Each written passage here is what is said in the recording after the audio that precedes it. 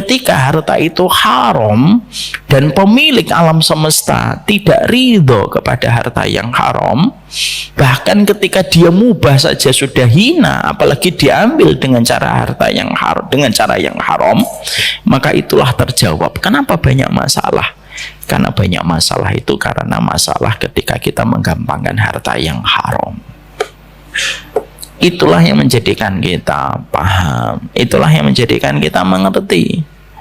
Tidak ada kebaikan yang segera Allah mudahkan untuk kita, Pak, kalau kita sudah meniat untuk menjaga harta yang haram. Dan tidak ada sebuah proses-proses kebaikan yang kita peroleh cepat kecuali menjaga harta yang halal itu.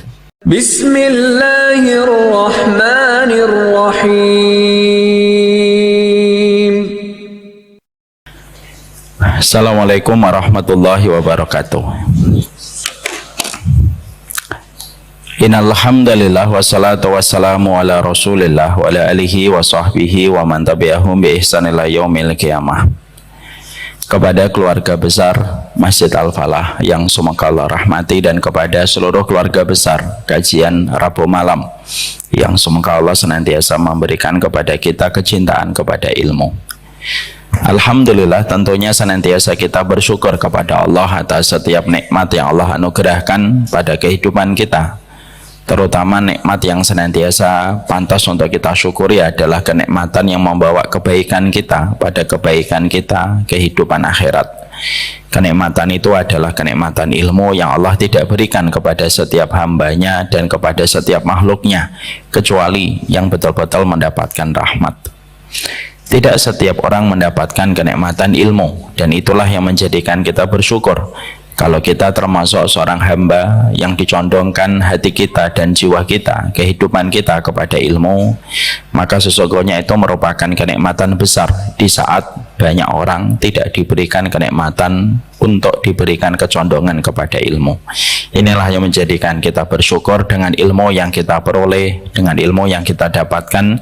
Kita tahu bagaimana kita bersikap, kita tahu bagaimana kita berbuat, dan kita tahu bagaimana kita bertindak ketika kita telah mendapatkan ilmu pada kehidupan kita. Tidak ada yang mengajar kita kepada ilmu kecuali adalah Allah. Tidak ada yang menggerakkan setiap langkah kita, tidak ada yang menjadikan kita berasa mengayunkan langkah kita kepada ilmu kecuali adalah Allah. Kepadanya kita bersyukur dan kepadanya kita menggantungkan segala urusan kehidupan kita, dan semoga Allah selalu menolong kita dengan ilmu, karena ilmu itu menjadi sumber energi pada kehidupan. Ilmu itu bisa meluruskan yang bengkok, ilmu itu bisa membersihkan yang kotor, ilmu itu bisa membeningkan yang keruh ketika kita tahu bagaimana menyikapi segala sesuatu dengan ilmu.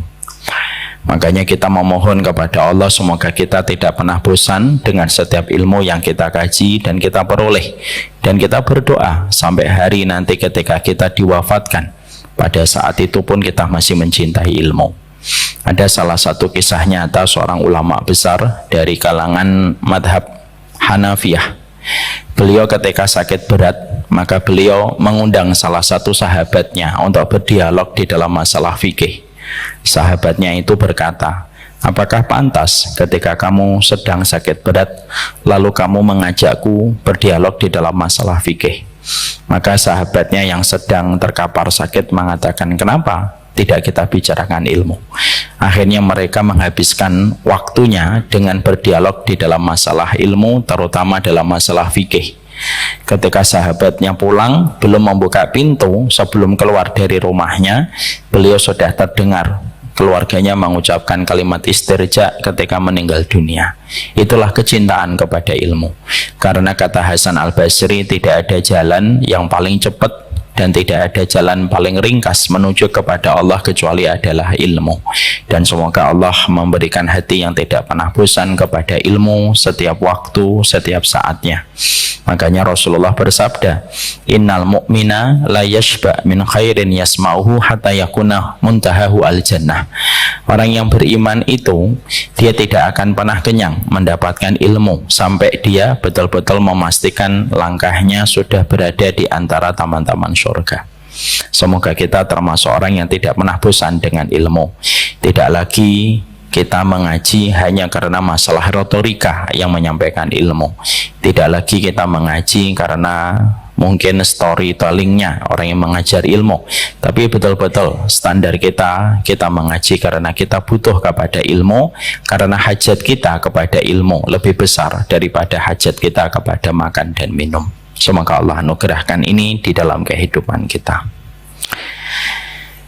Bapak dan Ibu jamaah keluarga besar kajian Rabu malam yang semoga Allah rahmati, kita tentunya faham pada kesempatan hari ini kita akan melanjutkan kajian kita, kajian yang tentunya belum selesai pada 2 pertemuan sebelumnya.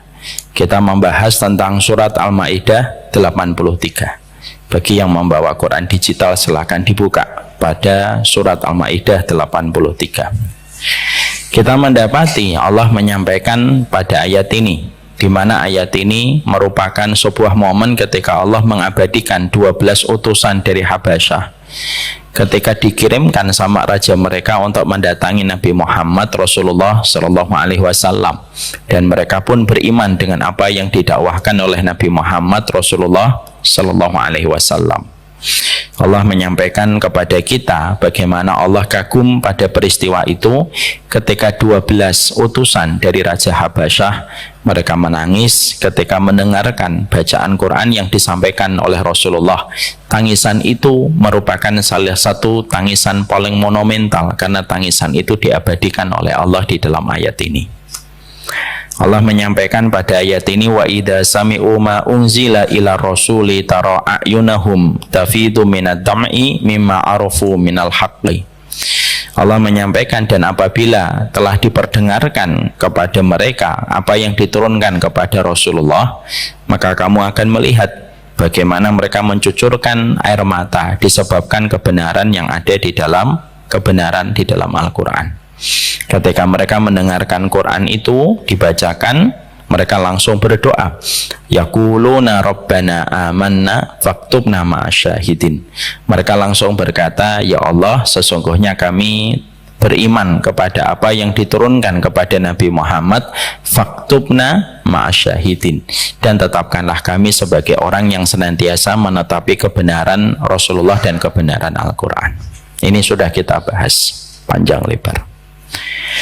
Tentunya kemarin pada pertemuan sebelumnya kita membahas ternyata 12 utusan Habasyah ini mengetahui betul bahwasanya beriman itu yang paling berat bukan hanya ketika mengucapkan ikrar syahadat, tapi mereka memahami betul yang paling berat ketika beriman itu ketika kita senantiasa istiqomah di dalam iman kita dan menetapi jalan kebenaran itu sampai kita meninggal dunia.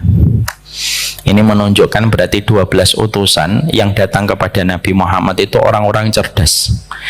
Mereka baru belajar, mereka baru beriman, tetapi mereka langsung tahu persoalan pokok di dalam kehidupan iman, bahwasanya yang paling berat di dalam kehidupan iman itu bukan hanya sekedar beriman, tapi bagaimana ditetapkan sebagai orang yang istiqomah di dalam iman untuk mempersaksikan kebenaran Al-Quran dan kebenaran Rasulullah.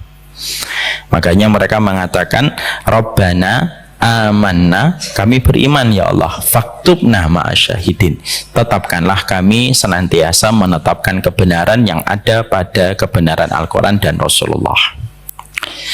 Kita pada pertemuan yang terakhir pula sudah membahas, disitulah kita faham bahwasanya hidayah itu terkadang datang dari perkara dan sebab yang kelihatannya remeh, tetapi terkadang menjaga hidayah itu lebih rumit daripada mendapatkan hidayah itu sendiri.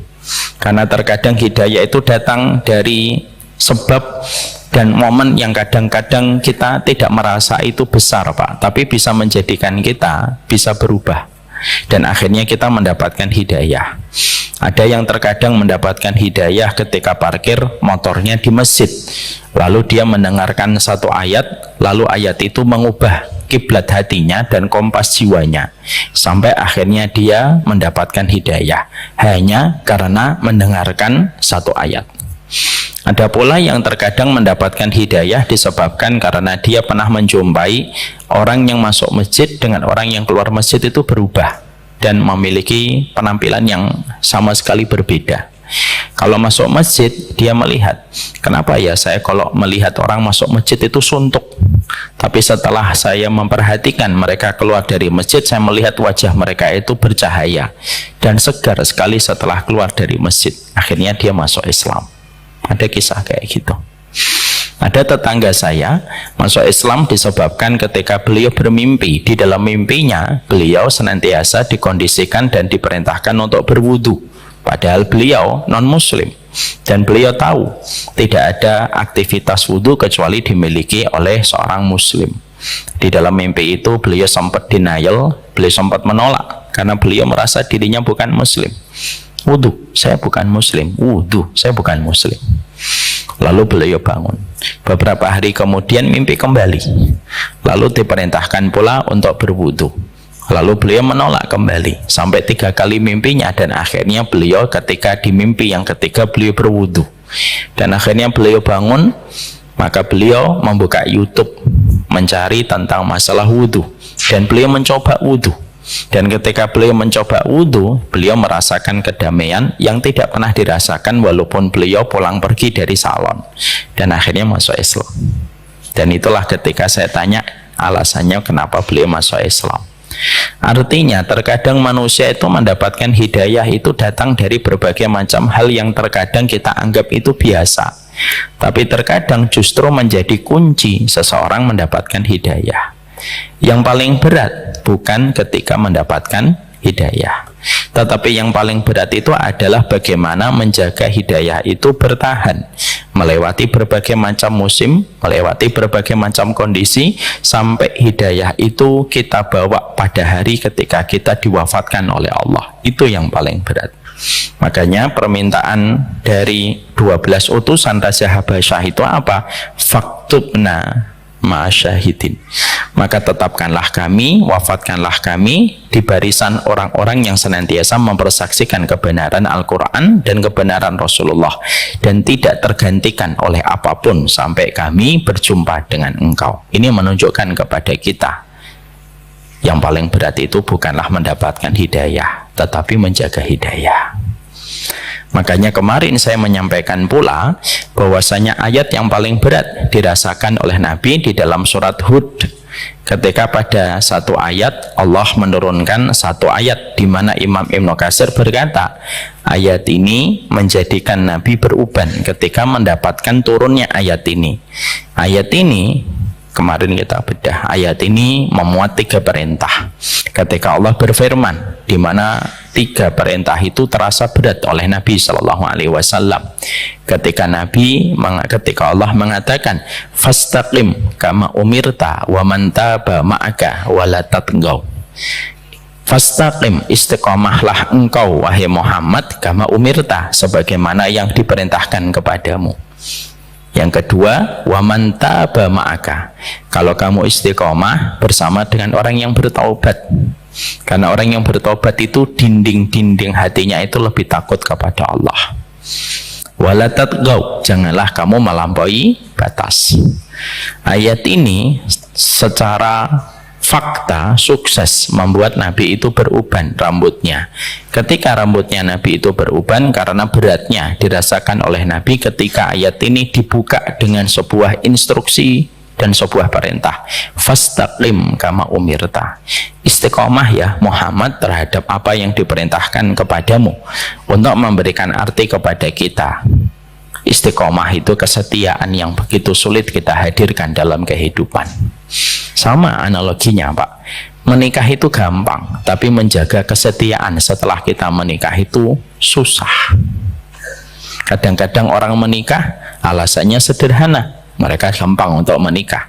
Yang paling sulit bukan meluluhkan hati seorang wanita dan bukan meluluhkan hati seorang laki-laki, tapi yang paling sulit itu adalah kesetiaan setelah kita mengikat janji di hadapan Allah Subhanahu wa Ta'ala. Itulah beratnya kita dalam pernikahan. Makanya tidak salah kalau kesetiaan di dalam pernikahan di dalam bahasa Arab disebutnya al-wafa. Al-wafa itu menepati janji sampai kita meninggal dunia. Maka itu menunjukkan kepada kita bahwasanya hampir sama benang merahnya. Sebagaimana hidayah itu gampang, menjaga hidayah itu susah. Menikah itu gampang, punya anak juga lebih gampang. Tapi menjaga kesetiaan setelah kita menikah, itulah yang paling sulit. Dan itulah yang paling susah. Dan itulah yang menjadikan kita senantiasa harus betul-betul mengerti kenapa kita disuruh ngaji, kenapa kita disuruh zikir pagi, kenapa kita disuruh suhbatus sholihin, menemani orang sholih, bertetangga sama orang sholih. Itu sebenarnya perintah-perintah itu sederhana. Maka message dan pesan dari setiap perintah itu sederhana, supaya hangatnya rasa cinta kita kepada Allah tetap terjaga. Lalu kita istiqomah sampai pada hari ketika kita ditutup matanya dan diwafatkan oleh Allah. Itulah yang dikatakan sama 12 utusan Raja Habasyah yang ucapannya diabadikan oleh Allah, faktubna ma'asyahidin. Bapak kagum nggak? Ibu kagum nggak? Ayat ini diucapkan orang yang baru saja masuk Islam, baru mu'alaf. Tapi ucapan ini walaupun diucapkan oleh seorang mu'alaf, diabadikan oleh Allah di dalam surat Al-Maidah 83. Terkadang bukan masalah mu'alafnya, bukan masalah lamanya kita masuk Islam, tapi masalahnya adalah terletak seberapa pahamnya kita tentang Islam. Kadang-kadang kita suka meremehkan orang mu'alaf. Alah mu'alaf, nggak ngerti apa-apa. Kadang-kadang yang mu'alaf lebih cepat di dalam mengupgrading dirinya mempelajari iman dibandingkan orang yang dari kecilnya beriman tetapi tidak pernah mengupgrading dirinya terhadap keimanan. Inilah 12 mu'alaf yang ucapannya diabadikan oleh Allah. Sekarang kita akan membahas di dalam kemarin kita membahas ini berkaitan tentang bagaimana ucapan doa kita, Rabbana amanna faktubna ma'asyahidin. Karena kita ingin sekali bahwasanya kita beriman dan diwafatkan di barisan orang yang menetapkan kesaksian atas kebenaran Al-Quran dan kebenaran Rasulullah, maka kita harus paham perkara apa saja yang menggagalkan kita untuk menjadi orang yang memberikan kesaksian kepada Al-Quran. Apa saja perkara yang bisa menggagalkan kita untuk mendapatkan hidayah. Apa saja perkara yang bisa menjadikan kita tergelincir ketika sudah mendapatkan hidayah tetapi kita tidak mampu menjaga hidayah itu sampai kita meninggal dunia, itu apa saja? Kenapa? Alim tusyarra lali syarri walakin litawakih. Kita ini terkadang harus mempelajari keburukan bukan untuk mengamalkannya, tapi kita mempelajari keburukan supaya kita mampu menjaga diri kita dan membangun barrier, benteng antara kita dengan perkara buruk supaya tidak menimpa kepada kita. Orang yang tidak paham virus biasanya mudah kena virus. Orang yang tidak paham bahayanya makanan-makanan santan ya biasanya akan terkena mudah penyakit. Orang yang tidak paham tentang makanan-makanan instan biasanya akan mudah terkena dampak penyakit karena dia terlalu mengkonsumsi makanan instan. Sama pula karena kita punya cita-cita yang sama, Pak. Kita itu kan pengen meninggal dalam kondisi faktubna ma'asyahidin. Kita pengen meninggal dunia ditetapkan oleh Allah di barisan orang yang memberikan kesaksian kepada kebenaran Al-Quran dan Rasulullah. Maka kita harus paham apa perkara yang menggagalkan kita untuk tidak setia sama Allah. Karena sesungguhnya yang paling berat bukan beriman, tetapi menjaga kesetiaan kita beriman kepada Allah. Itu yang paling berat. Makanya ada hadis yang selalu membuat saya termenung. Hadis itu adalah ketika Rasulullah bersabda, fa inna ahadakum la ya'malu bi amali ahlil jannah hatta yakuna bainahu wa bainaha illa diraun fa ya'malu bi amali ahlin nari hatta yadkhuluha. Ini hadis ini membuat kita mikir, Pak.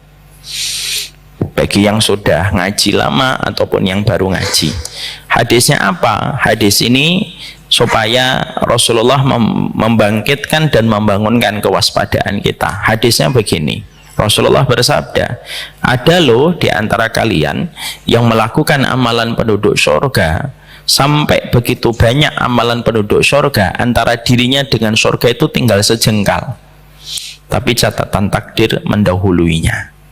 Lalu dia melakukan amalan penduduk neraka di ujung akhir kehidupannya. Ketika dia melakukan amalan penduduk surga di ujung kehidupannya, maka pada saat itulah dia mati dalam kondisi mengamalkan amalan penduduk neraka dan akhirnya masuk ke dalam neraka.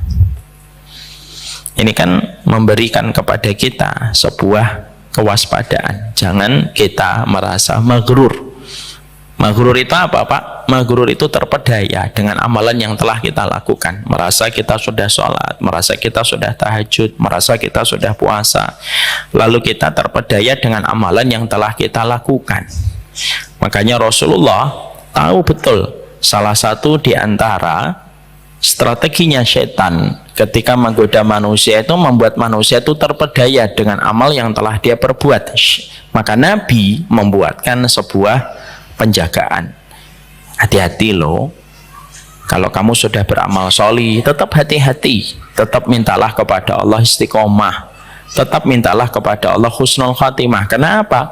Karena kamu akan temukan banyak orang yang amalannya dengan amalan surga itu tinggal sejengkal saja dia sudah masuk surga, tapi ternyata di akhir kehidupannya dia melakukan amalan penduduk neraka dan akhirnya dia dimatikan dalam kondisi melakukan amalan penduduk neraka sampai dia menjadi penghuni neraka. Ini kan menakutkan. Siapa di antara kita yang bisa mengatakan dan menepuk dada, saya insya Allah bukan termasuk dari hadis itu, Ustaz? Siapa yang memberikan jaminan? Kan tidak ada. Siapapun dari kita ada kemungkinan mendapatkan objek dari hadis yang tadi baru saja saya bacakan. Saya juga bisa, Bapak juga bisa, Ibu juga bisa. Maka itulah yang menjadikan kita semakin paham. Menjaga kesetiaan hati kita dengan Allah itu berat sekali. Dan kita tidak mungkin menjaga kesetiaan iman kita kepada Allah sampai kita mengerti perkara apa saja yang merusak kesetiaan kita dengan Allah. Kita perhatikan, kita kaji, lalu kita bangun supaya kita jangan sampai tergerus keimanan kita, ternoda kesetiaan kita kepada Allah. Kemarin kita sudah membahas 2 poin. 1 poin sudah selesai, 1 poin belum selesai. Poin yang pertama yang sudah kita bahas, yang menggerus atau yang menodai kesetiaan kita di dalam kita mendapatkan hidayah, dan akhirnya hidayah tidak mampu kita pertahankan pada kehidupan kita adalah kesombongan. Makanya jangan pernah merasa sombong di balik setiap ibadah dan ketaatan yang telah kita lakukan. Kalau satu hari, satu waktu Bapak merasa bahwasanya Bapak merasa melihat amalnya, wah, amal saya banyak, ketaatan saya banyak, tepuk dadanya, Pak, dibacakan 1 ayat, iyyaka na'budu wa iyyaka nasta'in.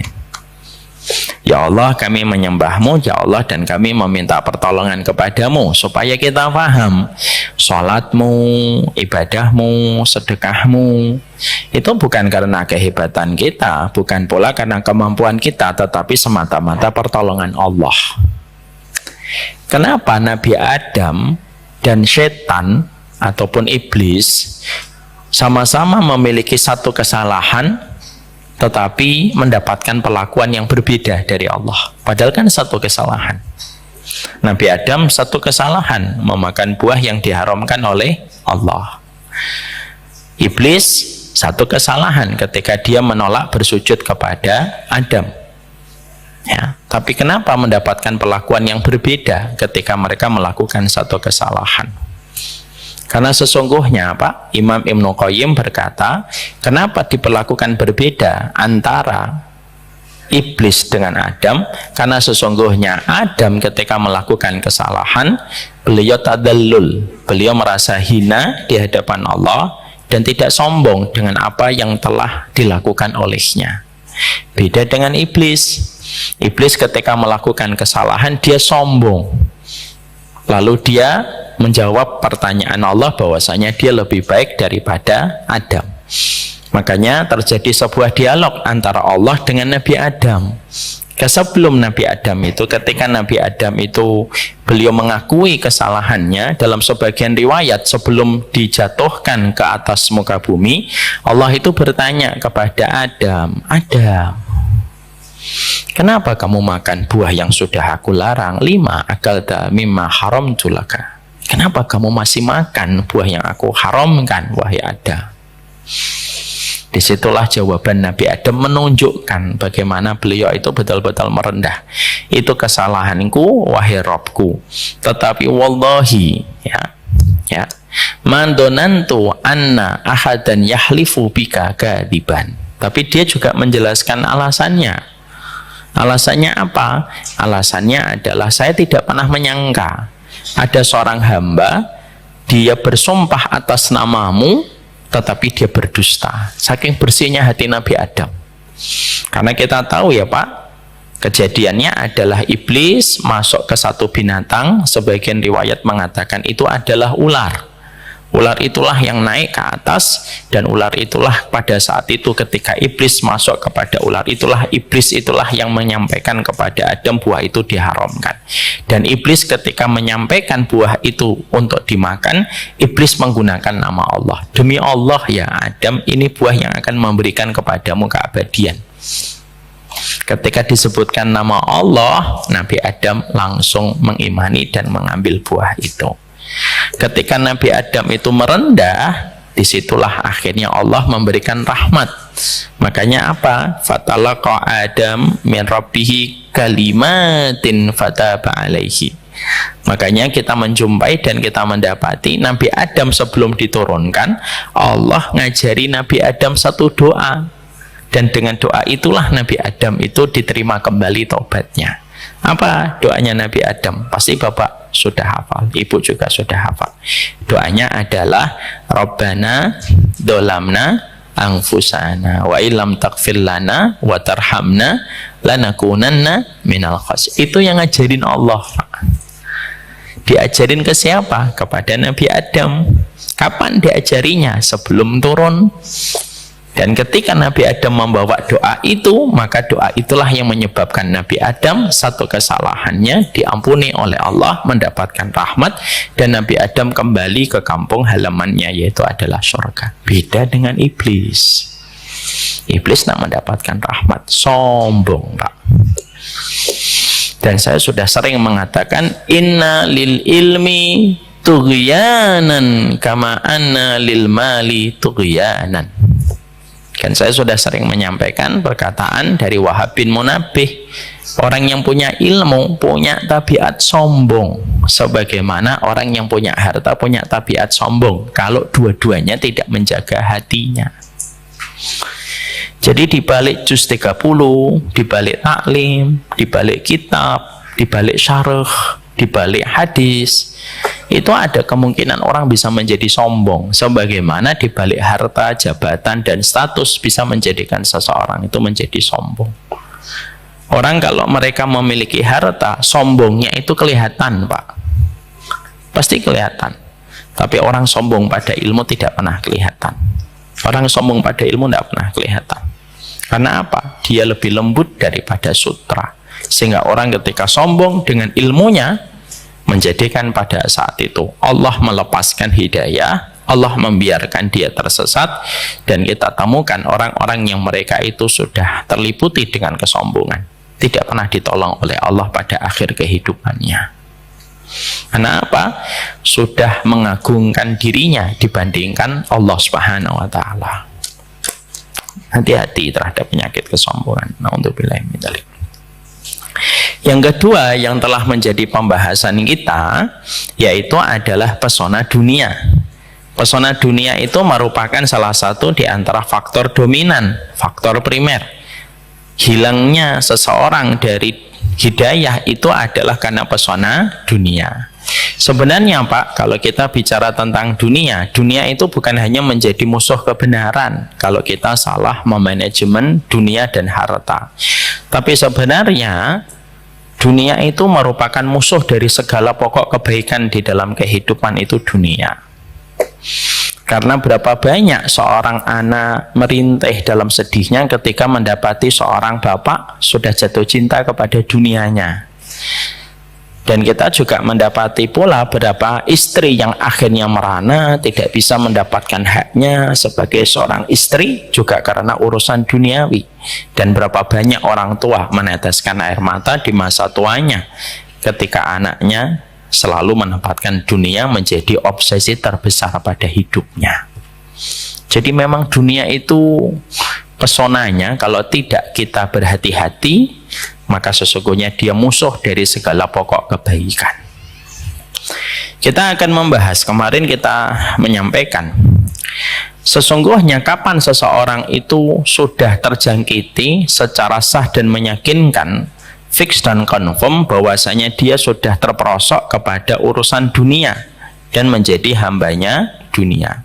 Dan tentunya dunia dan hidayah, ketika dunia ini tidak dimanage dan diatur dengan pengaturan yang diridhoi oleh Allah, maka sesungguhnya tidaklah dunia ketika mencengkram kepada hati manusia, kecuali pertama kali yang akan dikudeta adalah kebenaran dan hidayah. Karena dunia itu sifatnya kuat, dunia itu sifatnya sombong, Pak. Dan dunia itu sifatnya tidak mau disatukan dengan apapun kecuali dia berdiri sendiri. Itu dunia kalau tidak kita dapatkan ilmunya secara benar bagaimana memanagenya. Makanya akhirnya dunia itu sering mengkudeta hidayah pada hati manusia. Makanya kita harus memahami ada 7 tanda, ada 7 karakteristik kapan seseorang itu sudah betul-betul dia linglung dengan urusan dunianya dan mabuk kepayang dengan dunianya. Dan ketika sudah linglung, sudah mabuk kepayang, sudah cinta dengan dunia, dia tidak akan bisa mempertahankan hidayah. Kalau dia jatuh cinta duluan, Pak, dengan dunia, maka hidayah pasti ditampik. Kalau dia jatuh cintanya setelah dapat hidayah, baru jatuh cinta sama dunia, nah dunia itu pasti akan mengusir hidayah. Karena pada dasarnya orang yang jatuh cinta kepada dunia ada 2 kondisi. Satu, ada yang jatuh cinta kepada dunia sebelum mendapatkan hidayah. Ini biasanya nggak akan dapat hidayah sampai mati. Dia jatuh cinta dulu, linglung dengan urusan dunia, jatuh cinta, kasmaran dengan dunia sebelum dapat hidayah. Biasanya orang semacam ini susah dikasih nasihat. Makanya Imam Ibnu Qayyim berkata, siapa orang yang paling susah dikasih nasihat? Orang yang mabuk kepayang dengan dunianya. Kalau saya biasanya nambahin 3, Pak. Bapak masih sudah hafal. Orang yang paling susah dikasih nasihat itu 3, versi Umar Mita. Ya. Jadi nanti kalau ditanya itu kata siapa ulama, enggak, itu kata Umar Mita. 1, orang yang kasmaran dengan dunia, ini jelas nomor 1 kata Imam Ibnu Qayyim. 2, orang yang jatuh cinta, Pak, susah dikasih nasihat. Orang ada laki-laki jatuh cinta kepada perempuan, itu luar biasa susah dikasih nasihat. Itu loh calonmu belum pakai hijab, nanti saya akan mendakwahinya. Ya, Masya Allah. Padahal mendakwai dirinya aja belum beres. Itu kata-kata magic, Pak, yang biasanya tidak efektif setelah nikah. Setelah nikah baru pusing kepalanya. Yang ketiga, yaitu orang yang sedang fanatik buta kepada kelompoknya. Aduh, susah itu, sudah fanatik buta. Makanya kalau sudah berhadapan dengan orang fanatik buta, sebaik-baik jawaban diam. Kalau sudah fanatik. Makanya kalau Bapak ngomong panjang lebar sama saya diem. Nah, berarti saya anggap Bapak fanatik. Karena apa? Karena ngobrol sama 3 orang ini susah. Ngobrol sama 3 orang ini susah. Dan sesungguhnya ada orang yang jatuh cinta kepada dunia sebelum dapat hidayah. Ini yang paling tragis. Akhirnya dia terus menggelinding hidupnya, tidak pernah berkeinginan sama sekali untuk mendapatkan hidayah dan kebenaran. Karena apa? Baginya kebenaran itu hanyalah sebuah proses kemelaratan dan kemiskinan. Sehingga apa ngelihatnya? Lihat orang ngaji aja tidak suka, Pak. Jadi kalau orang belum dapat, sudah linglung dan kasmaran dengan dunia, maaf, bukan hanya ngajinya nggak suka, ngelihat orang ngaji aja nggak suka. Pernah kita dapetin lihat orang ngaji, saya tuh nggak suka, lihat kamu ngaji tuh nggak suka. Kok bisa? Padahal ngajinya kita juga nggak mengganggu dirinya. Itu sudah dampaknya.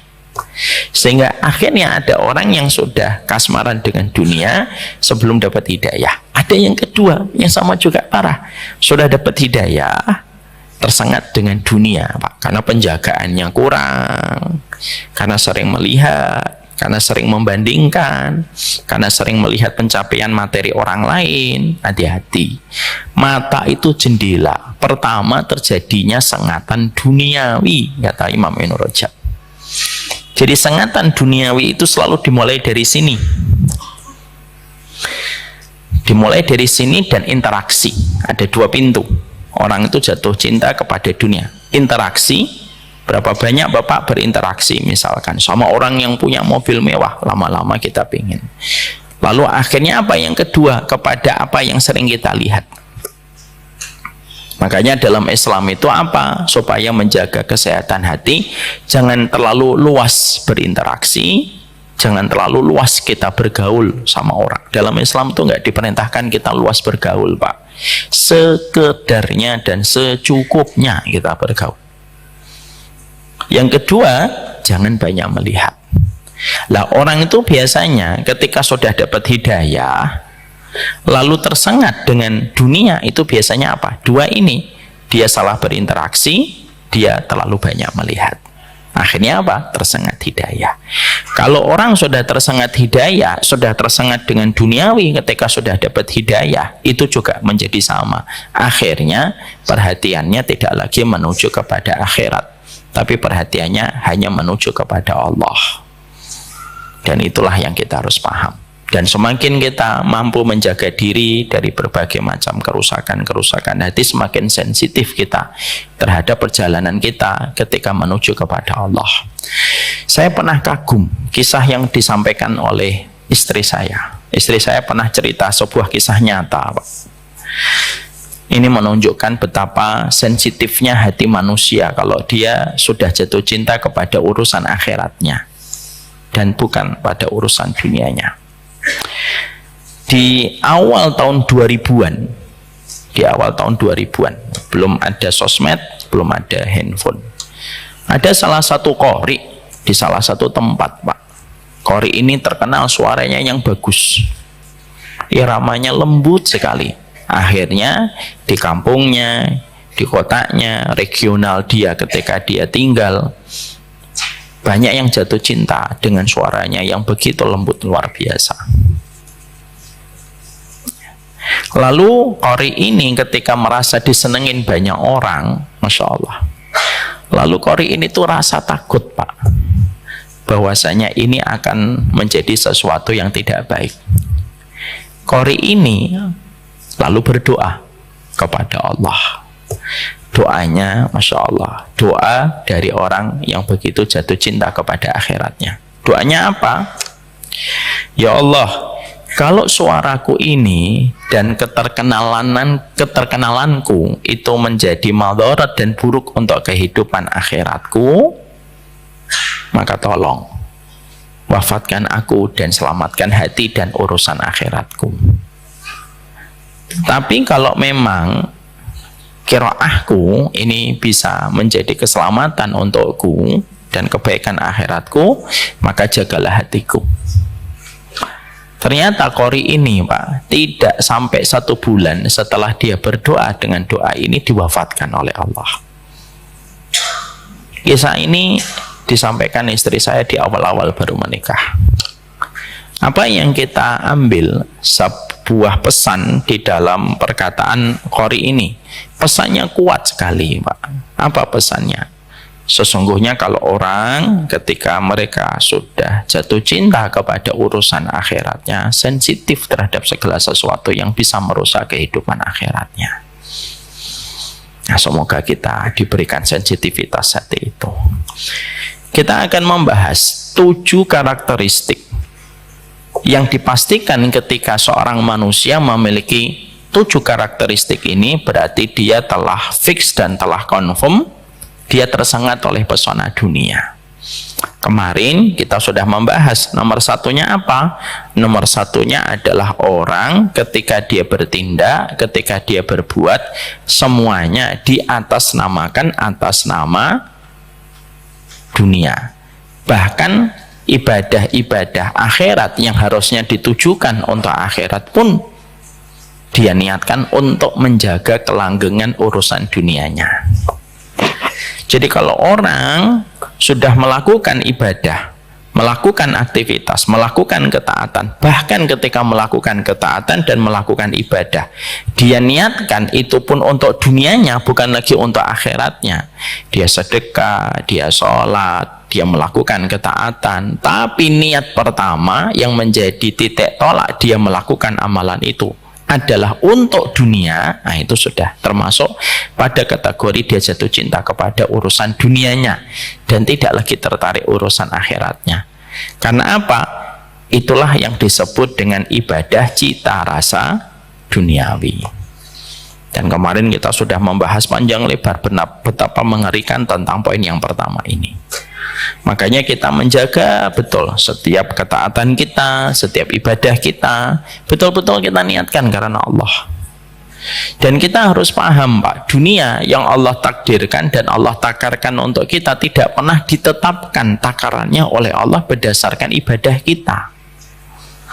Allah menetapkan takaran dunia untuk kita itu bukan berdasarkan ibadah kita, tapi berdasarkan catatan takdir dengan ilmu dan hikmahnya Allah yang sempurna 50.000 tahun sebelum Allah menciptakan langit dan bumi. Maka apa yang menjadi ibadah akhirat, biarlah itu untuk akhirat. Dan apa yang kita lakukan untuk bekerja, biarlah kita untuk mendapatkan rezeki karunia Allah. Jangan dicampur aduk. Sudah diperbolehkan bekerja, sudah diperbolehkan bisnis, sudah diperbolehkan berdagang, masih kita gunakan ibadah akhirat untuk membangun akhirat, harusnya lalu kita paksa ibadah akhirat untuk bangun duniawi? Janganlah, jangan. Lalu yang tersisa untuk urusan akhirat apa kalau semuanya kita kerahkan untuk duniawi? Makanya kemarin kan saya sampaikan, sampai urusan sekolah kita harus betul-betul menjaga niat anak kita ketika sekolah itu betul-betul karena Allah semata. Ini sudah kita bahas. Yang kedua, sekarang kita bahas yang kedua.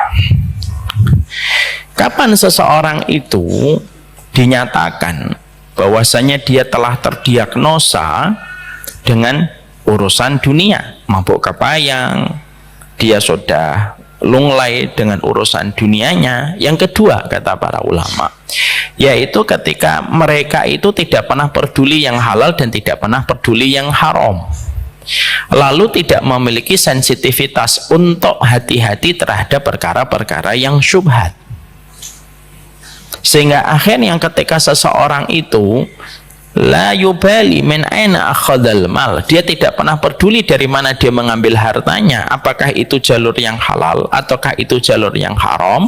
Seseorang, Pak, yang di dalam hidupnya sama sekali dia tidak pernah mempelajari referensi, tidak pernah mempelajari dalil untuk mengetahui mana itu yang halal dan mana itu yang haram dan mana itu yang ranahnya pada ranah syubhat, lalu dia menggampang-gampangkan urusan interaksinya dan urusan muamalahnya dan selalu mencari titik yang paling sesuai dengan nafsunya untuk mendapatkan harta. Nah, ini fix dan confirm, dia termasuk orang yang telah terjangkiti dan teridentifikasi dia cinta sama dunia secara berlebihan. Kita di dalam kehidupan bermuamalah ketika bicara masalah harta itu bukan hanya yang haram yang harus kita jaga, karena yang kita jaga sebagai mukmin itu dua, haram dan syubhat. Ketika kita masih mengatakan yang penting bukan haram, ini berarti kita masih kacamata awam, kata Imam Adz-Dzahabi. Kacamata orang yang betul-betul dia memahami tentang urusan akhirat, maka dia harus paham konsistensi iman kita ketika kita beriman kepada hari akhir, pada negeri keabadian itu apa? Bukan hanya konsisten untuk menjaga yang haram, tetapi yang syubhat. Dan perkara syubhat itu perkara yang sifatnya samar-samar, yang terkadang ketika samar-samar itu jumlahnya jauh lebih banyak daripada perkara yang haram. Menjaga diri dari yang haram, sebagian dari kita mampu, tapi belum tentu kita mampu menjaga diri dari perkara-perkara yang jatuhnya sudah terperangkap kepada perkara syubhat. Nah, perkara syubhat ini loh yang terkadang ketika manusia tidak punya kepedulian, sensitivitas terhadap perkara yang syubhat, lalu dia mudah mengambilnya ketika dia tidak mau mempelajari ilmunya, tidak mengkaji referensinya, lalu menggampangkan dan tasahul. Tasahul itu menggampang-gampangkan dia untuk mengambil harta, lalu merasa bahwasanya harta yang haram akan mencukupkan dan harta yang syubhat akan memberikan kepadanya kelayakan hidup, maka sesungguhnya persepsinya sudah salah dan itu tidak akan pernah benar. Harta yang haram dan harta yang syubhat tidak akan pernah memberikan kecukupan. Sama, kenapa? Karena Rasulullah mengatakan innal halala bayyinun wa innal harama bayyinun wa bainahuma umurun mutasyabihat la ya'lamuha katsirun minan nas. Di antara yang halal dan haram itu perkara syubhat, cekungannya itu di tengah-tengah. Kebanyakan manusia tidak menyadarinya. Siapapun yang terperosok kepada harta yang haram, maka dia telah terperosok siapapun yang terperosok pada perkara yang syubhat, dia telah terperosok pada perkara yang haram. Karena itu termasuk batasan yang Allah buat di dalam urusan duniawi. Kehati-hatian kita terhadap muamalah duniawi tidak menjauhkan rezeki, sebagaimana kesembronoan kita terhadap masalah duniawi itu tidak akan menjamin rezeki itu datang kepada kita. Innal haqqa la yuqarribu an rizkin fa innal batila innal haqqa la yubaidu an rizkin fa innal haqqa la yuqarribu an rizkin. Karena Rasulullah sudah bersabda, kebenaran yang kamu pegang tidak akan menjauhkan rezeki, sebagaimana kebatilan yang kamu uber tidak akan pernah mendekatkan rezeki. Itu harus ada sebuah harga keimanan terhadap perkara itu. Karena kalau perkara syubhat itu terkadang yang bisa menjadikan luluh lantak semua kehidupan kita itu biasanya terjadinya karena perkara-perkara yang syubhat itu. Akhirnya apa? Dicabutlah rahmat pada hati kita. Bisa jadi Pak, mungkin ketika kita tidak pernah merasa cukup dengan yang halal karena kita termasuki dengan barang yang syubhat. Ya. Kenapa ada orang, kita kan sering bertanya, kenapa ada orang punya istri yang menawan gitu, tapi dia bisa selingkuh dengan orang yang secara fisik jauh lebih buruk daripada istrinya? Ini kan pertanyaan yang terkadang sering kita bertanya-tanya sama diri kita dan mungkin sama banyak orang. Bisa jadi memang istrinya tidak baik, bisa jadi, tapi ada kemungkinan yang lain. Kemungkinan yang lain itu apa? Karena harta syubhat itu salah satu dampaknya, kata Ali bin Abi Thalib, kalau sudah makan yang syubhat tidak akan pernah merasa cukup dengan yang halal. Makanya doanya Ali indah kan, Allahumma kfini bihalalika an haramika. Bapak ngerasa nggak sih kalau doa ini tuh menunjukkan kefahaman orang terhadap urusan akhirat? Doanya para sahabat itu kalau kita perhatikan tuh unik-unik Pak, di luar jangkauan logika kita. Doanya, ya Allah cukupkanlah kami dengan yang halal supaya kami tidak perlu untuk menoleh kepada yang haram. Itu kan unik betul itu. Makanya Ali bin Abi Thalib ketika berdoa dengan Allahumma kfini bihalalika an haramika, ya Allah cukupi kami dengan yang halal supaya kami tidak perlu menoleh yang haram. Beliau menyebutkan salah satu yang membuat seseorang itu menoleh kepada perkara haram itu apa? Harta yang syubhat. Harta syubhat itu menoleh, menjadikan kita nggak akan pernah merasa cukup Pak. Sehingga akhirnya berapapun dia diberikan oleh Allah perkara-perkara halal yang memberi nikmat kepadanya, itu ketika masuk kepada hidupnya, maka semua itu hanya nilai dan hanya volume doang. Tetapi kenikmatan pada perkara halalnya hilang. Karena apa? Imam Ibnu Qayyim lalu mengatakan kepada kita, dampak dari harta yang haram yang merusak kualitas kehidupan manusia itu paling besar setelah kesyirikan. Itu dampaknya dari perkara harta yang haram. Kenapa? Begini kaidahnya. Karena Imam Ibnu Qayyim itu berkata gini, harta itu kalau dia halal saja, kedudukannya sebagaimana sayap seekor nyamuk. Itu kalau halal Pak. Harta itu kalau halal, dunia atas dan bawahnya dikumpulkan itu di hadapan Allah, mata dilu janaha ba'udah, tidak akan pernah sama dengan sayapnya seekor nyamuk lalat.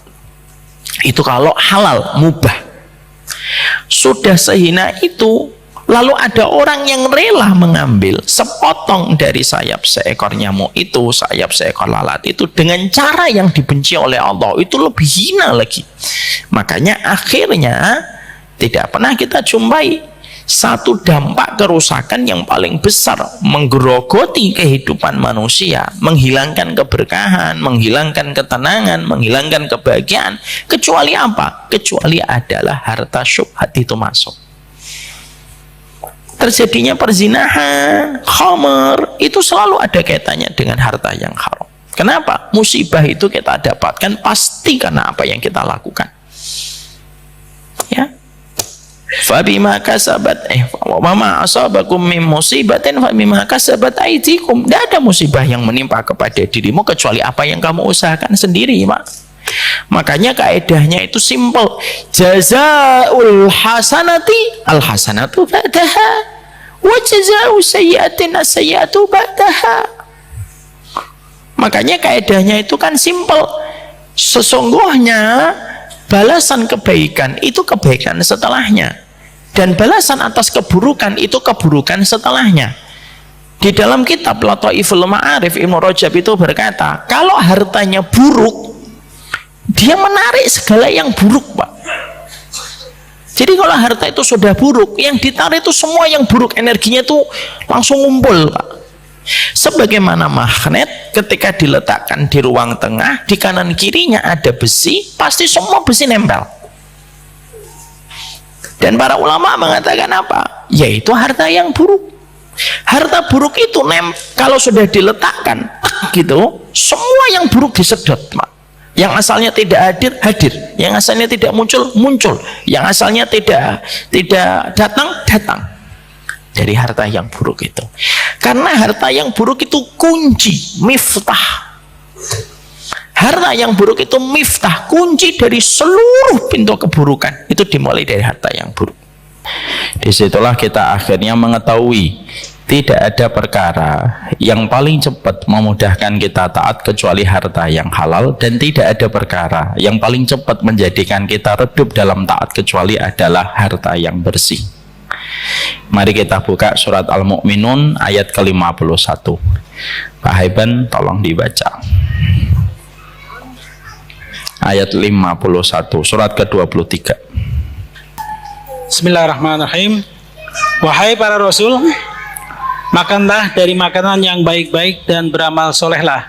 Sesungguhnya aku maha mengetahui apa yang kamu kerjakan. Mari kita bedah ayat ini, Pak. Kita baca pelan-pelan, Ibu juga baca pelan-pelan, supaya kita bisa menghadirkan maknanya untuk menjadi nasihat dan peringatan untuk kita. Allah menyampaikan di dalam ayat ini tidak panjang, Pak, tetapi sebagian besar para ulama meletakkan kaidah penting pada ayat ini.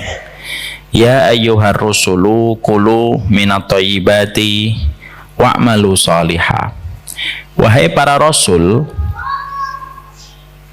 mendapatkan perintah yang pertama apa? Yaitu kulu minat thayyibati, makanlah yang baik.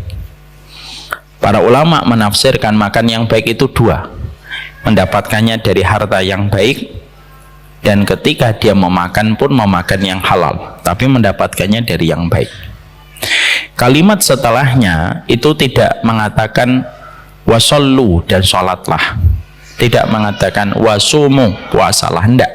Allah langsung menyebut biangnya ke atas, wa'malu sholihah, dan beramal sholihlah. Kalau kita menggunakan akal kita, hati kita, pikiran kita membaca ayat ini, apa korelasinya? Perintah yang pertama makan, perintah yang kedua beramal sholih.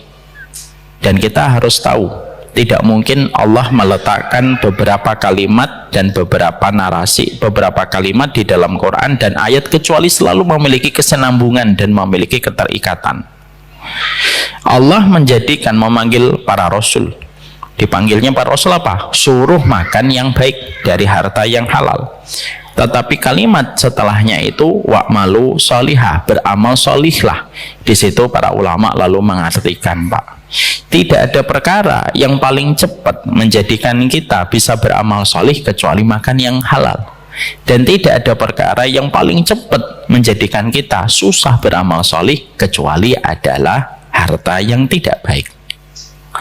Makanya akhirnya kita mendapati perkataan Imam Ibnu Rajab di dalam kitabnya Jamilul Ulum wal Hikam, sunnah itu, Pak, kalau diperles itu intinya cuma 3.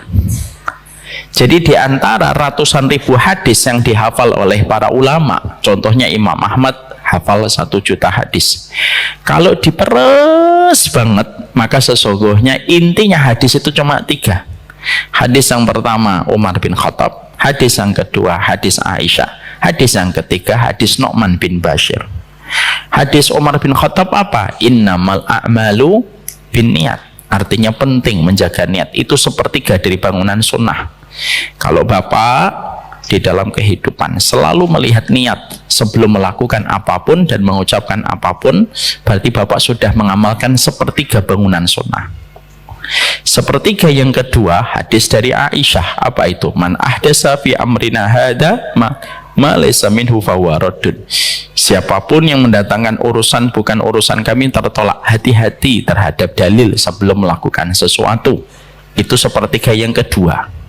Sepertiga yang ketiga itu apa? Innal halala bayyinun wa innal harama bayyinun. Yang halal itu jelas, yang haram itu jelas. Yang tidak jelas itu perkara di antara keduanya. Dan itu menjelaskan tentang bagaimana kita hati-hati terhadap masalah harta.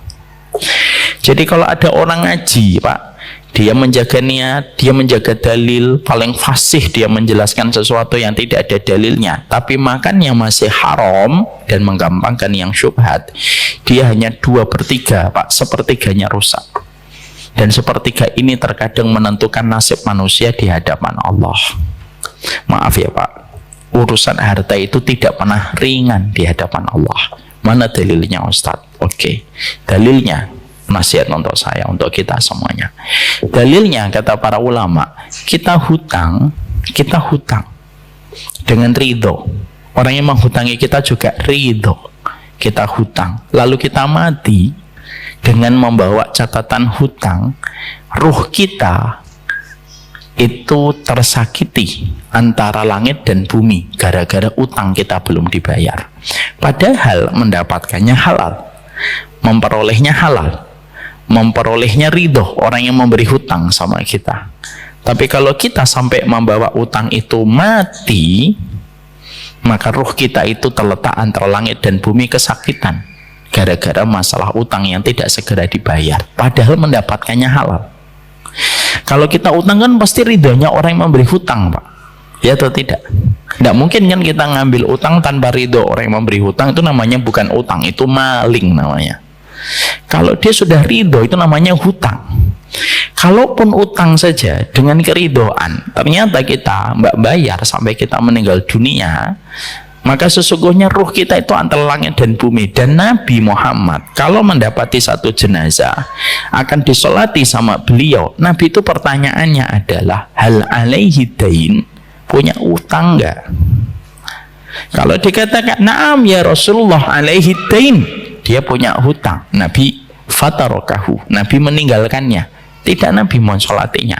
Nabi enggak nanya, itu enggak bayar itu karena apa? Enggak, Nabi enggak nanya. Cuma nanya dua, punya utang enggak? Punya ya Rasulullah. Ditinggalkan sama Nabi. Ditinggalkan langsung oleh Nabi. Menjadikan kita memahami bahwasanya dalam masalah utang saja kita paham betul. Kalau hutang dengan keridhaan saja bisa menjadikan kita tidak terselesaikan ruh kita ketika kita punya hutang, apalagi ketika dalam posisi ketika ngambil harta yang syubhat, Pak. Makanya akhirnya kita mendapati dari surat Al-Mu'minun ayat 51, Allah menggantikan kulu minat thayyibati dengan wa'malu sholihah. Itu tidak mungkin diletakkan dengan begitu saja. Tapi di dalam tafsirnya dijelaskan betul bahwasanya amal soleh itu tergantung bagaimana energi di dalam hidup yang kita dapatkan pada rezeki yang kita peroleh, karena itu mempengaruhi amal soleh. Makanya tidak salah kalau ada sebagian hukama, sebagian ahlul hikmah itu berkata, zina itu terjadi pasti ada kaitannya dengan harta yang haram. Entah bapaknya ngasih rezeki haram, entah ibunya nyuapin harta yang haram, maka turun itu, dan akhirnya menjadi sebab terjadinya perzinahan, khamr, narkoba, semuanya. Kenapa? Innal sayyiati, bahwasanya jazaa'us sayyiati as-sayyi'atu ba'daha. Balasan atas setiap keburukan itu selalu keburukan-keburukan setelahnya, dan itu yang paling menakutkan, Pak. Makanya akhirnya kita paham kebenaran kalau kita konsisten menjaga diri yang syubhat, tidak pernah menjauhkan rezeki. Dan sebagaimana kebatilan ketika kita serakah ngambil harta yang syubhat dan haram karena merasa tertipu dengan volumenya dan tertipu dengan nominalnya, maka sesungguhnya kebatilan itu tidak akan pernah menjamin dekatnya rezeki. Kalaupun datang volumenya, kalaupun datang nominalnya, kata para ulama, itu selalu disertai dengan kerusakan-kerusakan setelahnya. Saya 3 pekan yang lalu sudah nyampaikan ke Bapak kan, harta itu kan ada 2. Ada harta yang mengawetkan, ada harta yang sifatnya merusak. Dapatnya 1 miliar, kebutuhannya 1,5 miliar. Dapatnya 100 juta, tapi kebutuhannya 200 juta, itu merusak, Pak. Ada orang dapat 1 miliar, tapi anaknya ketika mendengar nama bapaknya itu bencinya luar biasa. Dibanting pintunya, dibanting itu lampu belajarnya, hanya karena mendengar nama bapaknya saja. Kenapa bisa terjadi? Di tengah fasilitas berlimpah yang didapatkan anak itu, kerusakan itu selalu dimulai pada interaksi harta. Makanya akhirnya disitulah kita memahami tidak ada komitmen manusia terhadap sebuah komitmen untuk meninggalkan yang mungkar, kecuali komitmen untuk meninggalkan yang mungkar itu kecuali disertai tidak ada komitmen meninggalkan yang syubhat kecuali diganti sama Allah yang terbaik. Saya ambilkan 2 contoh, Pak. 2 contoh. 1 contoh dari salaf, 1 contoh dari khalaf. Khalaf itu zaman kekinian. Ada namanya Qadhi Abu Bakar Muhammad. Ada seseorang namanya Qadhi Abu Bakar Muhammad. Pernah beliau ketika sedang tawaf, Qadhi Abu Bakar Muhammad itu sedang tawaf melaksanakan perjalanan haji, maka beliau itu menemukan kantong sangat indah, bludru, Pak, dari kulit, dibuka isinya permata, dan permata itu mahal sekali. Padahal beliau beberapa hari tidak mendapatkan sesuap makanan untuk mengganjal perutnya. Perhatikan Allah kalau nguji, lagi lapar-laparnya dapat kalung, dapat kantong kulit, dan dibuka kalung mutiara. Yang mendapatkan bukan orang kaya raya, orang miskin yang beberapa hari Qadhi Abu Bakar Muhammad itu nggak makan. Coba, Pak, dorongannya itu kan kuat banget, dorongan nafsu, dorongan fitrah, karena lagi lapar.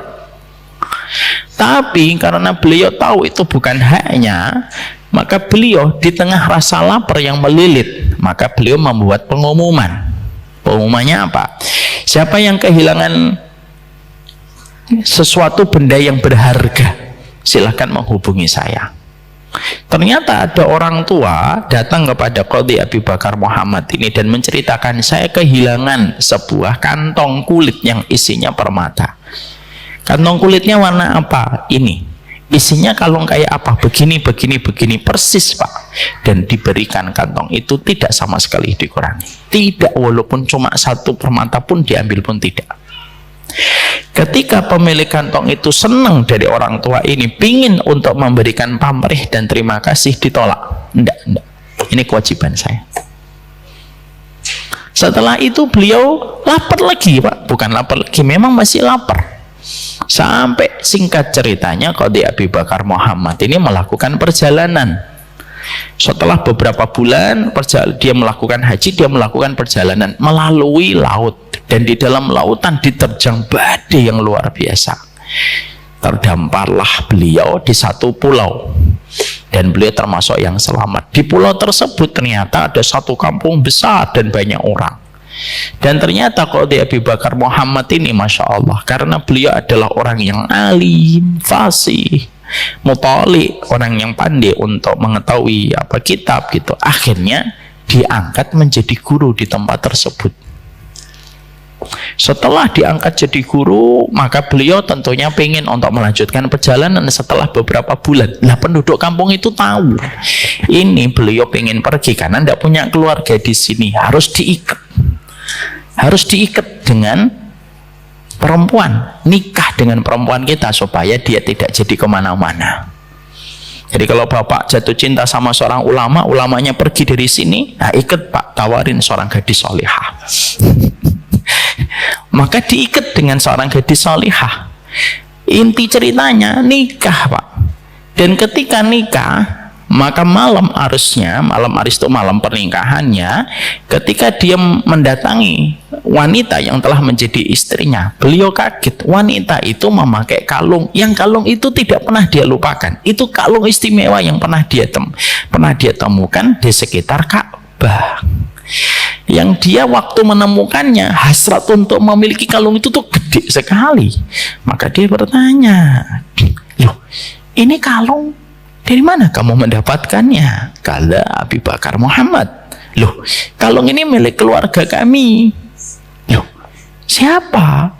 Ini merupakan warisan dari bapak saya yang telah meninggal dunia. Kaget beliau. Kaget sekonyong-konyong beliau. Akhirnya mengalirlah cerita tentang kalung itu dari Qadhi Abi Bakar Muhammad.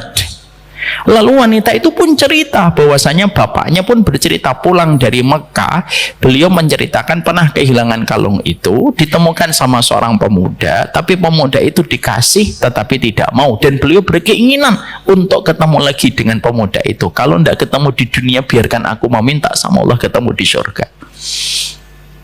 Tuh pak, lah Qadhi Abi Bakar ketemu lagi dengan kalung itu pak, dapat keluarganya, dapat wanita solihah, dapat kalungnya pak. Dan itu sebagian para ulama ketika mengomentari dan memberikan ta'liq kepada kisah Qadhi Abi Bakar Muhammad itu, mereka mengatakan apa? Meninggalkan yang syubhat itu pasti akan mendatangkan kebaikan. Hal jazaul ihsan illal ihsan, surat Ar-Rahman 60. Tidak ada kebaikan kalau orang bisa meninggalkan dunia yang syubhat karena Allah, pasti kebaikannya lebih besar. Ini cerita dari salaf, cerita dari khalaf pak, saya dapetin langsung. Cerita dari khalaf itu gimana? Ada seorang bapak-bapak pernah cerita ke saya, dia punya anak pak, anaknya itu sukses dalam bisnis.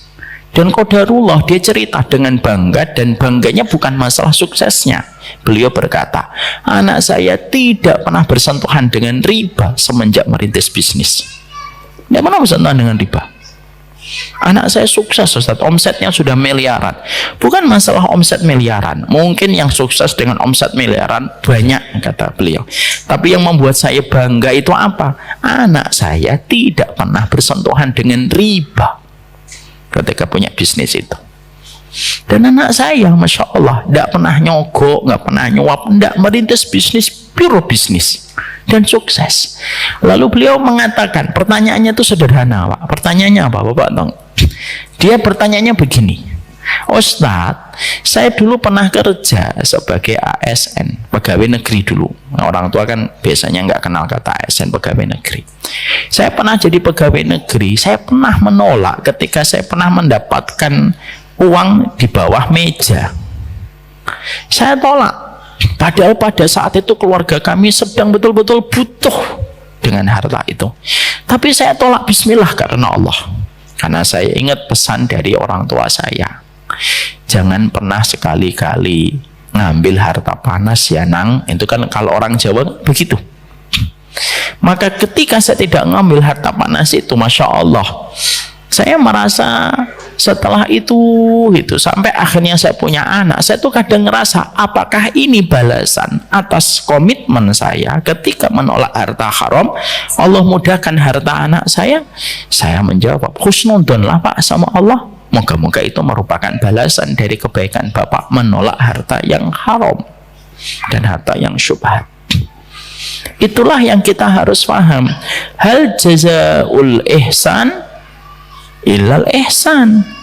Balasan atas setiap kebaikan itu kebaikan yang pasti didatangkan setelahnya. Dan kebaikan yang paling dicintai oleh Allah itu apa? Kebaikan menolak harta yang syubhat. Itu kebaikan besar, Pak. Harta syubhat itu, menolak itu, harta yang syubhat itu termasuk salah satu kaidah besar dalam kehidupan kita. Sehingga akhirnya menjadikan kita paham rusaknya kehidupan kita itu biasanya karena ada selalu pengaruh harta yang buruk. Makanya kalau kita tadaburi kembali surat Al-Mu'minun 51 itu, siapapun yang mengambil harta yang haram, maka seluruh kehidupannya amal solihnya itu menjadi berantakan. Karena bisa jadi ada orang yang tidak istiqomah di masjid, ada orang yang tidak istiqomah di dalam taat. Itu bukan karena apapun. Terkadang pemicunya, pemetiknya itu apa? Harta yang syubhat dan harta yang haram yang selalu dimudah-mudahkan olehnya, sehingga akhirnya berbagai macam konsekuensi panjang harus dibayar. Ya kan? Harta itu kan ada polanya, Pak. Makanya orang tua Jawa kita itu sering dulu ngomong begini, harta itu nek entoke gampang, ilangnya cepat. Saya masih ingat sekali, bapak saya itu sering berkata begini, nak, harta itu kalau dapatnya cepat, ilangnya cepat. Harta itu kalau dapatnya terlalu gampang, biasanya juga ilangnya gampang kalau tidak berkah. Saya ketika diajak ngomong bapak tentang kalimat itu, dan kalimat itu terkenal di orang Jawa, makanya beliau sering mengatakan kadang-kadang warisan itu cepat habisnya. Kenapa? Karena dapatnya terlalu gampang. Saya tuh langsung menangkap, oh berarti ada polanya harta itu sebenarnya.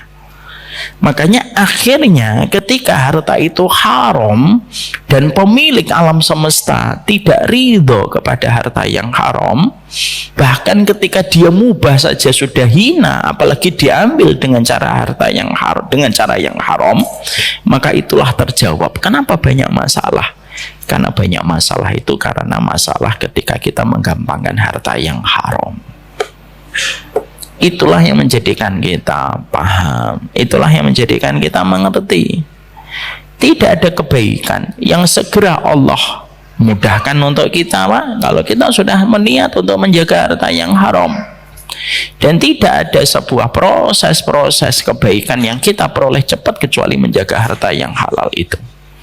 Makanya Bapak kadang-kadang ingat ada mungkin momen-momen ketika Bapak nolak yang haram entah berapa bulan, lalu tiba-tiba Bapak dapat tawaran yang lebih besar daripada sebelumnya. Karena apa? Tidak mungkin kebaikan itu usang, Pak. Al-birru la yabla. Kebaikan itu tidak pernah expired. Kebaikan itu tidak pernah usang. Artinya apa? Kata para ulama, al-birru la yabla itu, ya artinya kebaikan itu tetap harus dibalas oleh Allah. Karena apa? Karena Allah itu maha asyakur. Allah itu maha mensyukuri terhadap setiap ketaatan dan perbuatan baik kita. Dan salah satu puncak ketaatan yang dicintai oleh Allah itu apa? Komitmen orang beriman dari harta yang syubhat dan harta yang haram. Itu yang menjadikan kita paham. Ya. Jadi makanya nasihatnya orang kalau bertobat itu apa? Ditinggalkan harta yang syubhat. Merusaknya lebih cepat dari apa yang kita perkirakan. Ya, rusaknya dan dampaknya lebih cepat daripada apapun yang kita pikirkan. Dan hari ini, Pak, kita beratnya itu apa? Kita hidup di zaman materialisme, di mana ketika anak-anak kita, kalau kita mungkin sudah ngelewatin masa-masa itu, anak-anak kita yang paling berat. Mereka hidup pada zaman ketika berbagai macam harta itu didapatkan dan lebih banyak nilai syubhatnya dibandingkan perkara haram dan halalnya. Itu yang kita harus berhati-hati. Makanya Masya Allah, salah satu walinya Allah itu apa? Salah satu sifat walinya Allah itu adalah al-wara'. Dia bukan menjaga dari yang haram, tetapi dia pun menjaga dari perkara-perkara yang syubhat. Maka inilah yang menjadikan kita paham seorang wanita pun juga sama. Bagaimana seorang ibu terus menasihati suaminya supaya seorang suami mampu senantiasa konsisten untuk menjaga dari berbagai macam harta yang syubhat dan harta yang haram. Ya, itu yang kedua. Yang ketiga, kata para ulama, sesungguhnya ketika kita mendapatkan apakah seseorang itu teridentifikasi sebagai budak dunia dan tidak, yang ketiga itu apa? Ini sudah pernah kita sampaikan dalam beberapa kesempatan. Yang ketiga itu apa? Kalau orang itu ketika dia mencari dunia, yang dianggap menjadi pekerjaan baginya cuma nyari dunia tok, Pak. Ya, jadi dia menganggap saya itu ya kewajiban saya nyari dunia, udah begitu saja. Akhirnya apa? Masjid tidak mendapatkan kontribusinya, dakwah tidak pernah mendapatkan loyalitasnya, Palestina tidak pernah mendapatkan perhatiannya, umat yang porak-poranda tidak pernah menjadi perhatiannya, tidak pernah, Pak. Kalau ada manusia diajak berbicara tentang konsep kehidupan yang dicintai oleh Allah, dia tidak tertarik dan tidak ada hasrat, berarti sudah mengarah kepada identifikasi budak dunia. Ini masalah Palestina lah, masalah Palestina diomong, tidak usah lah. Atas nama pekerjaan, atas nama bisnisnya, atas nama dagangannya, masjid tidak mencatat namanya sebagai orang yang sholat, dakwah tidak mendapatkan kontribusinya, Palestina tidak mendapatkan loyalitasnya, masalah umat tidak mendapatkan perhatiannya, tidak peduli. Kalau seseorang hanya berpikir bahwasanya satu-satunya kewajiban bagi dia hanyalah mencari rezeki tok, lalu dia tidak sama sekali ingat kewajiban-kewajiban yang lain yang Allah bebankan kepada dirinya, orang yang hanya mengerti tentang jalan rezekinya tapi tidak mengerti kewajiban-kewajiban yang Allah tunaikan kepadanya, maka itu termasuk salah satu di antara identifikasi budak dunia. Jangan begitu ya. Ya. Kadang-kadang kan kemarin saya sampaikan, Bapak masih ingat saya ngomongkan, kadang-kadang ada orang tua bangga anaknya IP-nya 3, 4. Tapi ketika anak itu EP-nya 4, Pak, kumlot atau summa kumlot gitu, masjid tidak pernah mencatat nama anaknya sebagai barisan orang yang sholat. Dakwah tidak mendapatkan kontribusinya sama sekali, Pak. Semua orang yang pinter hari ini dari sekolahan larinya ke industri, nggak ada yang lari ke dakwah. Lari ke dakwah itu biasanya ketika sudah mentok atau ketika sudah tua, baru datang ke tempat dakwah. Masalah umat tidak pernah mendapatkan perhatiannya. Dan ini hari ini yang sedang dihadapi Gen Z itu kan begitu, generasi Z. Fokus kerja, berapa gajinya, berapa dia mendapatkan fee-nya setiap bulan. Masalah yang lain nggak hadir. Masalah lain nggak pernah hadir, Mak. Maka ketika seseorang itu hanya mengerti kewajibannya mencari dunia tok, tapi dia tidak pernah peduli tentang berbagai macam perkara-perkara yang di situ ada tanggung jawab yang Allah bebankan kepadanya, dan dia tidak punya kepedulian sama sekali tentang perkara-perkara itu, nah itu berarti dia sudah dingin terhadap urusan akhirat tetapi hangat ketika membicarakan urusan dunia. Hatinya itu kalau jadi dunia anget, Pak, tapi sekalinya bicara tentang non dunia dingin dia. Ini na'udzubillah min dzalik. Sehingga akhirnya apa yang terjadi pada kehidupan kita hari ini, kenapa dakwah begini-begini saja? Ya bukan karena orang yang berdakwah itu kurang pintar, enggak, Pak. SDM-nya cuma segitu aja. Karena apa? Setiap kita selaku orang tua, sekalinya anak pinter, yang kita pikir tentang kantor. Bukan yang kita pikir anak saya ini nanti apa ya kontribusinya untuk dakwahnya kepada agama Allah. Tidak kita pikir, Pak. Dari orang tua yang menetapkan kurikulum tentang anak yang tidak ada kaitannya dengan urusan akhirat, ya anak belajar untuk mencintai urusan dunianya. Saya pernah dapetin kisah dulu ketika saya tinggal di Pamulang, Pak. Sebelum mendapatkan hidayah pindah ke Bekasi. Saya dulu ketika tinggal di Pamulang, ada salah satu jamaah saya orang Bekasi, Pak, sakit. Saya jenguk ketika saya kajian di Bekasi. Saya sempatkan menjenguk beliau. Beliau anaknya 3 atau 4 gitu. Ketika lagi mau operasi, saya qadarullah pas datang. Ustaz, saya operasi Ustaz. Iya gitu. Qadarullah saya nggak ngelihat anak-anaknya, Pak. Pertanyaan mujamalah, pertanyaan basa-basi saya. Oh, anak-anak belum pada datang, Pak, gitu. Saya nggak niat apapun demi Allah. Saya niatnya hanya basa-basi doang. Bapaknya malah nangis. Kan saya jadi takut kalau nanti darah tingginya naik, gak jadi operasi. Saya yang disalahin kan. Saya, maaf Bapak, pertanyaan saya tidak apa-apa Ustaz. Nangis dia. Ibunya bilang, udah apa-apa, nggak apa-apa Ustaz. Ya bagaimanapun nggak apa-apa, bapaknya masih nangis. Ya udah Pak, kalau pertanyaan saya melukai hati Bapak, dihapus aja gitu. Udah Ustaz.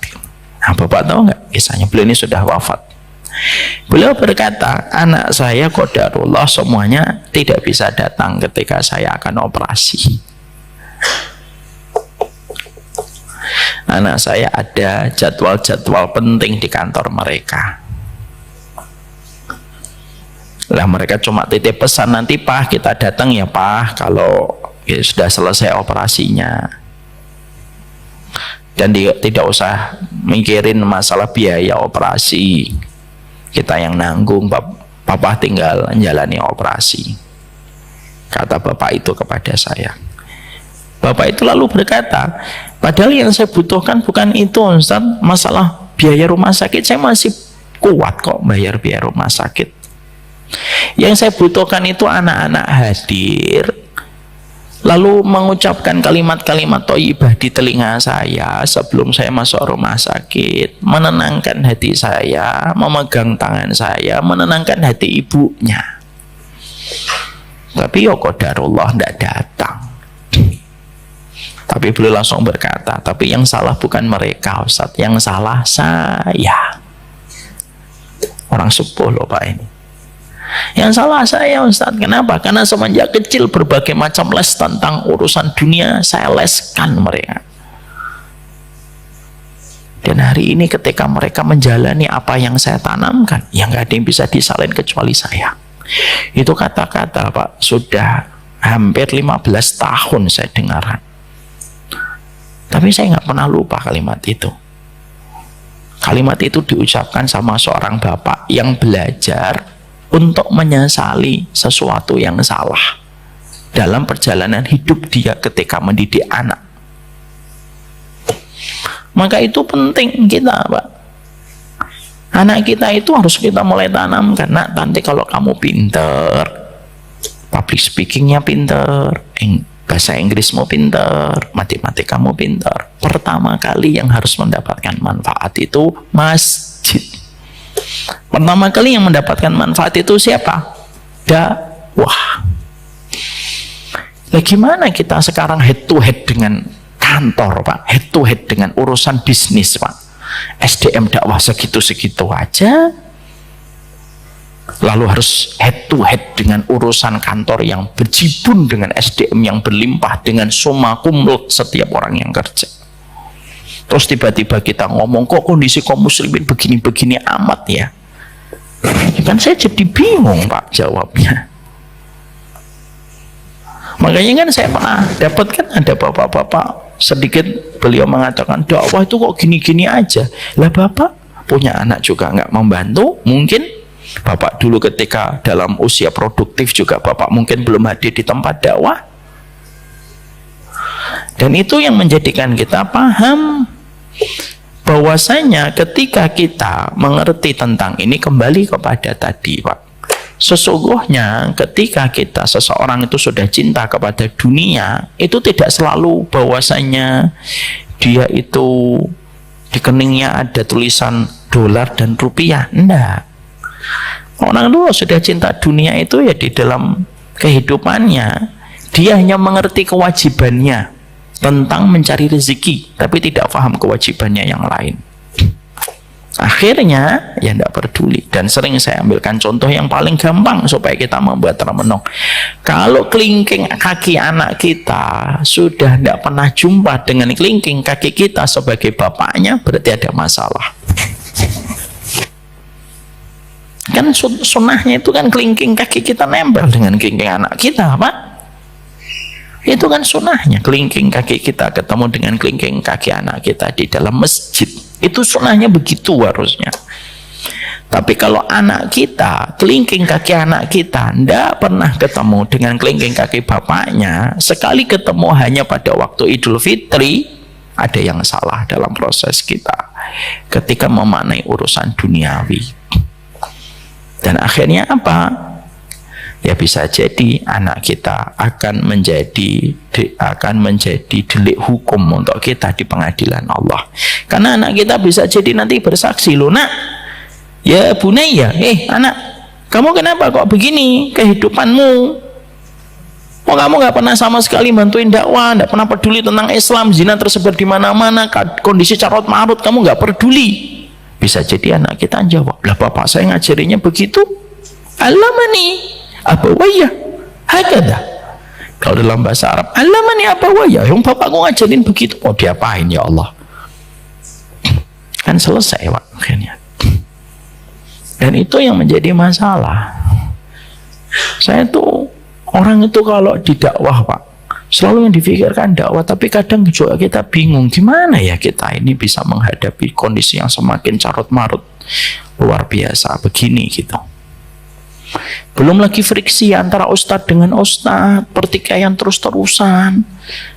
Belum lagi tim yang ada pada, tidak setiap orang, tidak setiap dakwah itu punya tim Pak. Saya alhamdulillah punya tim. Ada banyak ustadz yang tidak punya tim.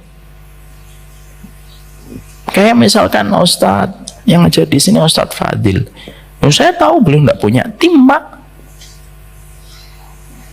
Padahal beliau banyak kontennya yang bermanfaat.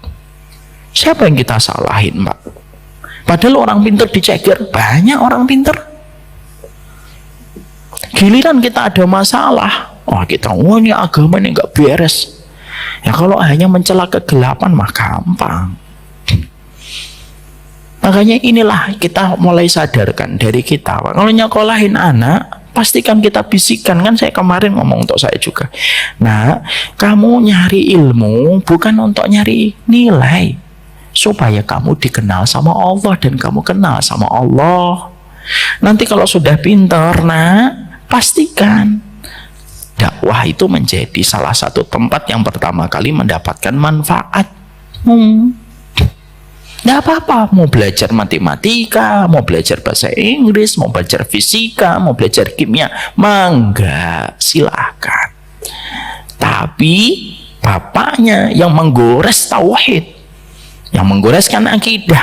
Nanti kalau sudah pintar datang ke masjid pertama kali, lihat masjid apa yang perlu dibantu dari masjid, itu yang pertama kali. Ya? Saya maaf ya, bukan bermaksud apapun, tapi saya masih ingat, saya tuh kadang ini Pak, saya tuh di antara keluarga yang semuanya cinta ilmu. Saya keluarga besar saya, sepupu-sepupu saya Pak, semuanya itu di universitas negeri dan swasta. Bapak saya 2 anak cerebral palsy, saya yang ini. Tapi saya tuh masih ingat gitu, ketika saya di SMP punya nilai lumayan tinggi, saya ngomong, saya pengen di sekolah negeri aja lah Pak gitu.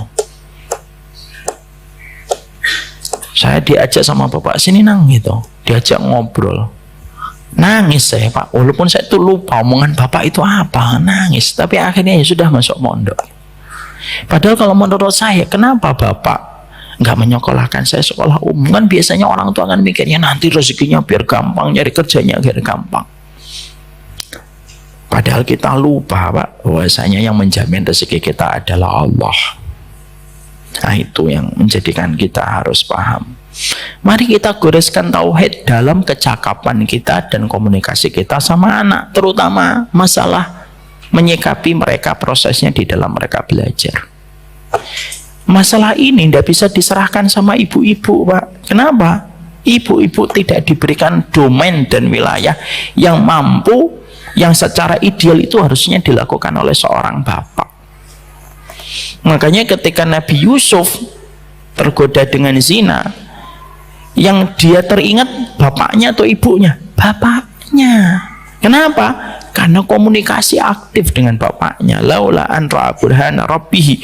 Burhana rabbihi itu sebagian para ahli tafsir itu mengatakan Nabi Yusuf melihat bapaknya. Sob, yakin kamu berzina, Sob? Kamu nabi loh. Kenapa yang diingat bukan ibunya? Ibu itu melapisi kasih sayang Pak, tapi yang membentuk anak kita ya bapaknya. Tanamkan. Nah, zaman semakin berat, tapi kalau kamu selalu membantu agama Allah, tidak mungkin disia-siakan oleh Allah. Tidak mungkin disia-siakan oleh Allah. Memang menjaga iman dan menjaga kewarasan iman di zaman materialisme itu tidak gampang. Tapi inilah kewarasan iman yang harus kita jaga di tengah zaman materialisme. Gitu. Itu yang ketiga. Yang keempat, yang kelima, ya supaya menjaga kewarasan kita Pak sebagai keluarga, mari kita jangan terlalu malam-malam pulangnya. Kita bahas tiga dulu. Empat ya. Tiga. Apa itu karakteristik budak dunia? Satu, mengorbankan ibadah akhirat untuk duniawi. Yang kedua, tidak peduli halal dan haram.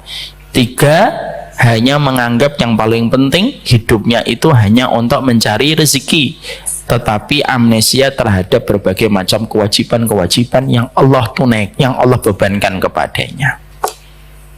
Semoga kita paham masalah ini Pak. Semoga Allah menjadikan kita lebih peduli tentang dakwah mulai hari ini. Itu yang ketiga. Yang keempat, yang kelima, yang keenam, insya Allah kita bahas dalam pertemuan kita selanjutnya. Allahumma la taj'alid dunya akbaru hammina wala mablagha ilmina. Ya Allah, janganlah Engkau menjadikan dunia itu puncak terbesar obsesi kehidupan kami. Dan janganlah Engkau menjadikan dunia itu puncak dari kami mencari setiap ilmu. Semoga ilmu yang kita cari bukan untuk duniawi yang kita pengen peroleh. Wassallallahu ala nabiyina Muhammad walhamdulillahi rabbil alamin.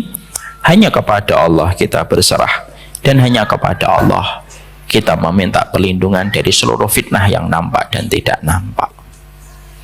Ingat ya Pak, sekolah itu tempat yang sangat netral Pak, tergantung niatnya orang yang sekolah, karena itu akan menentukan bangku masing-masing di kehidupan akhirat.